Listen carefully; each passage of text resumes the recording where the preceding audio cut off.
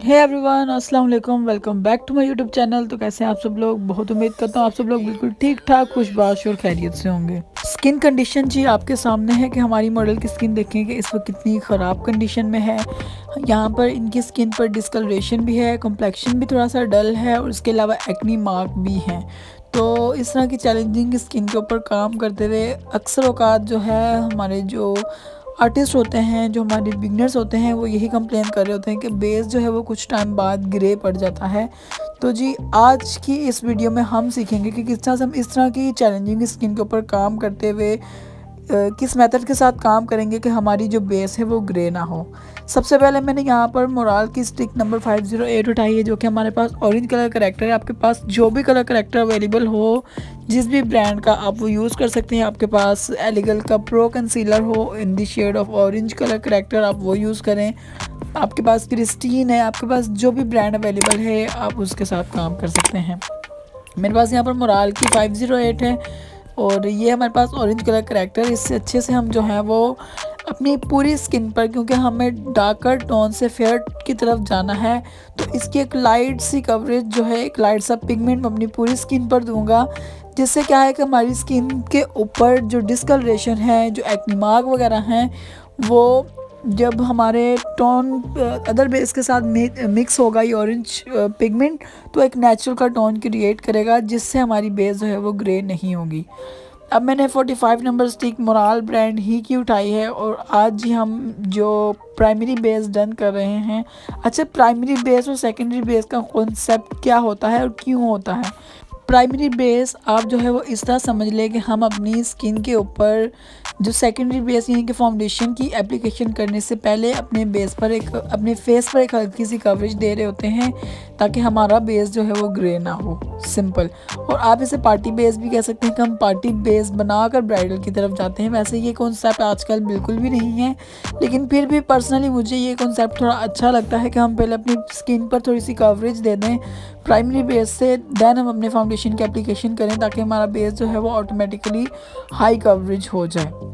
अभी मैंने Kashee's foundation in the shade of velvet skin 09 number उठाया है और इसकी एप्लीकेशन जो है वो मैं फिंगर टिप से करूँगा। अच्छा, ब्लेंडिंग जो है वो आप अपने तरीके से कर सकते हैं। मैं यहाँ पर फिंगर टिप से मैंने तमाम जो 508 है और 45 है वो भी मैंने हाथ की फिंगर टिप की हेल्प से लगाया है, और यहाँ पर जो काशीज़ का फाउंडेशन में उसे भी आपके सामने ही देखें कि किस तरह फिंगर टिप से ब्लेंड करते हुए मैं लगा रहा हूँ। तो हमारे हाथों में, हमारी फिंगर टिप्स में जो है वो एक नेचुरल टेम्परेचर होता है, एक नेचुरल मॉइस्चर होता है, जिससे हमारा बेस जो है वो स्किन में बहुत अच्छे से पेनिट्रेट हो जाता है, बहुत अच्छे से ब्लेंड हो जाता है। अब मैंने यहाँ पर जो है वो मिक्स कर 3 तरह के पाउडर जो है वो मिक्स किए हुए हैं। एक इनमें लूज़ शाइनर है, एक इसमें लूज़ पाउडर है और एक इसमें कॉम्पैक्ट पाउडर है, जो कि काशीज़ ब्रांड का जो पिंक टोन वाला कॉम्पैक्ट आता है, वो मैंने इनको मिक्स कर पाउडर फॉर्म में बनाकर मैंने अपने पास सेव रखा है। क्योंकि पहले ही कॉन्सेप्ट होता था कि आप पहले कॉम्पैक्ट लगाएं, देन उसके ऊपर लूज़ पाउडर लगाएं, उसके ऊपर शाइनर लगाएं। तो मैंने इन सबको मिक्स कर अपने पास रखा है और मैं सिंपली इन्हें यूज़ कर लेता हूँ। अब जी कॉन्टोर की बारी आती है, तो कॉन्टोर के लिए मैंने यहाँ पर यूज़ किया है क्रिस्टीन का contour palette in the shade है, शेड नंबर है इसका 09। और पहले लाइट शेड और देन मैंने डार्क शेड से जो है वो इस अच्छे से ब्लेंड करते हुए जो है वो हमने स्लांट फॉर्म में कंटूर की है। यहाँ पर चबी फेस है, तो हमें जो है वो अपनी डबल चिन को जो है वो क्रॉप करना है, यहाँ पर अपनी चिन एरिया को क्रॉप करना है।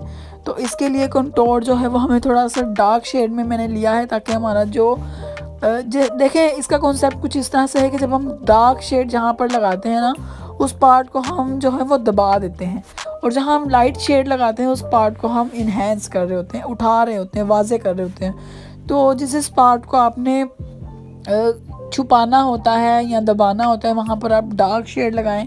अगर आप छोटी आइज़ जो हैं वो पहले ही वो दबी दबी सी होती हैं, अगर उन पर आप डार्क शेड लगाते हैं तो वो मज़ीद दबी दबी सी लगती है। इसका कॉन्सेप्ट यही है कि डार्क शेड जो है वो आपकी उससे जो है वो आपके पार्ट्स को दबा देता है।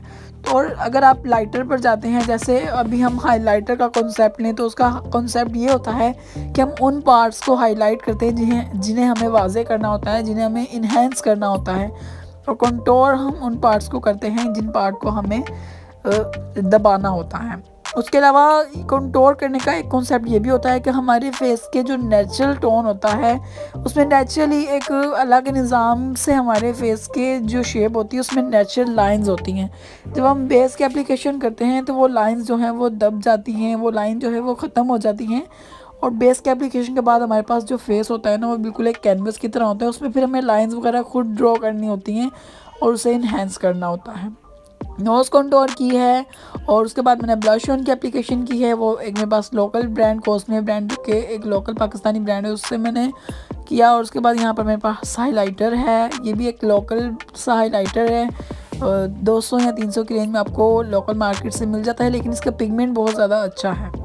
तो आपके पास जो भी ब्रांड के ब्लश ऑन कंटूर हाइलाइटर जो भी हो आपके पास आप वो यूज़ कर सकते हैं। मेरे पास काशीज़ का ब्रो मेकर है और ये है डार्क ब्राउन शेड में। इसमें 2 तरह के शेड्स आपको मिल जाते हैं, एक लाइट ब्राउन एक डार्क ब्राउन। तो मैंने तो पर्सनली ये डार्क ब्राउन जो है ना वो इसी को मैं यूज़ करता हूँ। एक मेरे पास क्रिस्टीन का कंटूर पैलेट है और एक ब्रो मेकर भी है पैलेट। तो मतलब आपके पास आप क्या कर सकते हैं कि आप एक ब्रो पैलेट ले लें या आपकी कंटूर शेड जो है वो आपके पास होते हैं ना वो, और आप इसको जो है वो आप इसको अपने आउटर पार्ट्स जो है ना वो आईब्रोज़ के उसे ड्रॉ कर लें डार्कर शेड से, यानी कि इस ब्रो मेकर से। और बाद में स्पूली की हेल्प से जो है वो आप हल्का सा पाउडर स्पूली पर लगाएं और आप अपने इनर साइड को जो है वो उससे अच्छे से इन्हेंस कर सकते हैं आप अच्छे से ब्लेंड करते हुए।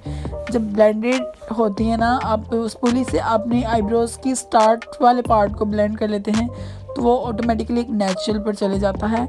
अगर आप प्रॉपर ड्रॉ कर लें तो फिर वो फेक सा लुक दे रहा होता है, लेकिन अगर आप स्पूली की हेल्प से ब्लेंड कर लेते हैं ना तो वो फिर नेचुरल लगता है। मेरे पास काशीज़ का यहाँ पर वाटर कलर है और वाटर आई शेडो जिसे हम ब्रश को वेट कर यूज़ करते हैं, और ये है इन द शेड 05 जो कि सिल्वर कलर में है, जिसे मैंने जिसको मैंने यूज़ किया है ब्रो बोन को हाईलाइट करने के लिए और अपने आइज़ के इनर कॉर्नर को हाईलाइट करने के लिए। और इनर कॉर्नर को हाईलाइट करने का कॉन्सेप्ट भी आपको आज समझा देता हूँ कि इनर कॉर्नर को हम इसलिए हाईलाइट करते हैं कि हमारा जो आइज़ है ना जब खुलती है तो यहाँ पर जब एक लाइटर शेड होता है ना, lighter than darker, darker and darker, जब हम अपने आइज़ के लाइट से स्टार्ट कर डार्कर की तरफ लेकर जाते हैं तो हाइलाइटर का काम ये होता है इस कॉन्सेप्ट में कि वो हमारे आइज़ को इन्हेंस करता है। खुली खुली आइज़ हमारी नज़र आती हैं और थोड़ी बड़ी बड़ी सी लग रही होती हैं। अब काशीज़ के विंटेज क्वीन पैलेट में से मैंने सबसे पहला ट्रांसलेशन शेड उठाया है, लाइट ब्राउन शेड है जो ब्राउन की सीरीज़ का ट्रांसलेशन शेड, उसे मैंने लिया है और उससे अपनी क्रीज़ एरिया को अच्छे से ब्लेंड करते हुए क्रीज़ बनाई है। और उसके बाद जो है बहुत सिंपल सा आज हम आइज़ मेकअप लुक करने वाले हैं। अब मैंने यूज़ किया है यहाँ पर काशीज़ की विंटेज क्वीन पैलेट में से एक मेटालिक शेड जो कि है in the shade green shade है एक, और मेटालिक शेड को आप हमेशा फिंगर टिप से यूज़ करा करें, बहुत अच्छे पिगमेंट आते हैं। और जब आप फिंगर टिप से काम कर रहे होते हैं ना तो उसकी ब्लेंडिंग का मज़ा ही अलग होता है। ब्रशेस से काम भी आप कर सकते हैं, ये सबके ऊपर डिपेंड करता है। हर कोई जो है वो हर किसी के काम करने का तरीका डिफरेंट होता है। किसी को ब्रशेस से ज़्यादा आसानी लग रही होती है, किसी को हाथों से ज़्यादा आसानी लग रही होती है। जैसे अब मुझे बेस का काम करते हुए जो है स्किन पे फाउंडेशन वगैरह की एप्लीकेशन करते हुए मुझे हाथों से काम करना ज़्यादा अच्छा लगता है। अभी मेरे पास यहाँ पर मैवी लेडी कॉस्मेटिक के ग्लिटर हैं और चंक्स हैं और डस्ट है मेरे पास यहाँ पर मौजूद, तो इन्हें यूज़ कर रहे हैं आज की इस वीडियो में हम। और यहाँ पर मेरे पास ग्लिटर ग्लू है, ग्लिटर प्राइमर। इससे पहले हम आपने एक ड्रॉप लेना है, एक ड्रॉप जो है वो इसका काफ़ी है। और उसके बाद मैवी लेडी कॉस्मेटिक्स के ही 3D डस्ट है मेरे पास, वो है यहाँ पर ग्रीन शेड है, नंबर इस पर मेंशन नहीं है लेकिन ये डस्ट है 3D डस्ट, और ये आपको 350 का ईच मिल जाता है और बहुत अफोर्डेबल प्राइस में बहुत अच्छे पिगमेंट रखता है ये शेड। आप लाजमी से ट्राई कीजिएगा। आपको इनको ऑर्डर करने के लिए डिस्क्रिप्शन बॉक्स में इनकी डिटेल्स ऐड हैं, इनके लिंक्स वगैरह मैंने वहाँ पर ऐड कर दिए, तो आप वहाँ पर चेक कर सकते हैं। अच्छा जी, डस्ट के पिगमेंट्स आप खुद चेक कर सकते हैं कि कितने अच्छे पिगमेंट हैं, आपके सामने हैं इनके पिगमेंट्स। और बहुत अच्छे देखें, बहुत महंगी महंगी ब्रांड्स में भी इसी तरह के पिगमेंट्स रखने वाले आई शेडोज़, डस्ट वगैरह आपको मिल रहे होते हैं। और मेवी लेडी कॉस्मेटिक्स में भी एक आपको पूरी रेंज मिल जाती है। तो आप जो है वो इनके व्हाट्सएप नंबर पर कांटेक्ट कर और डायरेक्टली इनके लिंक्स पर आप जाकर इनके सोशल मीडिया पर आप इनके प्रोडक्ट्स को जो है वो मंगवा सकते हैं। डिस्क्रिप्शन बॉक्स एक बार लाजमी से चेक कर लीजिएगा प्रोडक्ट्स की डिटेल्स के लिए। अब जो है अच्छा, अब ग्लिटर प्राइमर जो है वो लाजमी से मंगवाया करें, क्योंकि ये लूज़ डस्ट इतनी लूज़ पार्टिकल वाले होते हैं कि ये ग्लू के बगैर जो है वो बिल्कुल भी स्टे नहीं करते। आप सीलर यूज़ कर सकते हैं इनका ग्लिटर प्राइमर जो है वो आप जब ऑर्डर करें इनके डस्ट वगैरह तो वो लाजमी से ऑर्डर कीजिएगा। ओके जी, अभी मैंने अपने शेड्स को दोबारा से फ्रेश किया है। उसके बाद मैंने सेम ब्लेंडिंग ब्रश के साथ जो है वो मैंने ब्लैक शेड लिया है और उसको मैंने अच्छे से ब्लेंड करते हुए ना अपने कॉर्नर पर भी एक पिगमेंट सा दे दिया है, जो कि ब्लेंडेड हो तो बहुत ज़्यादा अच्छा लगता है। लाइंस वो ड्रॉ कर रहे होते हैं ना, जो हम कट क्रीज वाले कॉन्सेप्ट की तरह कि हम अपने वी बना दें आउटर में, वो वाला मेकअप आजकल बिल्कुल भी नहीं चलता, बिल्कुल भी उसका ट्रेंड नहीं है। तो वो वाला मेकअप आप अवॉइड किया करें। जो आइज़ जो हैं वो आजकल बहुत ज़्यादा ब्लेंडेड पर चल रही हैं और जितनी ज़्यादा सॉफ्ट पर आप रख कर काम कर सकते हैं ना, आप उतना सॉफ्ट पर किया करें। कभी कभार क्लाइंट की डिमांड होती है तो उस हिसाब से भी हमें करना होता है, लेकिन जितना आप सॉफ्ट पर रख कर काम करेंगे ना, क्योंकि सॉफ्ट मेकअप की आजकल बहुत ज़्यादा डिमांड है। अब जी यहाँ पर एक लोकल जेल लाइनर आता है जो कि 200-300 रुपये की रेंज में आपको अपनी लोकल मार्केट से इजीली मिल जाता है और पर्पल जेल लाइनर के नाम से आपको ये मिल जाएगा और बहुत अच्छा है। इतना अच्छा इसका मतलब रिज़ल्ट है, इतना अच्छा और वाटरप्रूफ है कि आप इसे ब्राइडल के लिए भी यूज़ कर सकते हैं। देखिए ब्राइडल जो है वो जो आपके रियल क्लाइंट्स होते हैं वो जितना भी आप मतलब करें कि वो ब्राइड जो है वो उसकी आंखों में आंसू आ ही जाते हैं। मतलब एक होता है ना कि रुखसती के टाइम पर आपकी ब्राइड की आंखों में आंसू आ जाते हैं और समटाइम्स ऐसा होता है कि गर्मियों की वजह से पसीना भी ब्राइड को आ जाता है। तो इस तरह के केस में भी जो है ये लाइनर बहता नहीं है, बहुत अच्छा है, बहुत वाटरप्रूफ है और आप इसे यूज़ कर सकते हैं। मेरा इरादा बन रहा है कि इस पर एक डिटेल वीडियो बनाऊं और इसका वाटर टेस्ट कर आपको पर्सनली दिखाऊं कि ये कितना अच्छा जेल लाइनर है।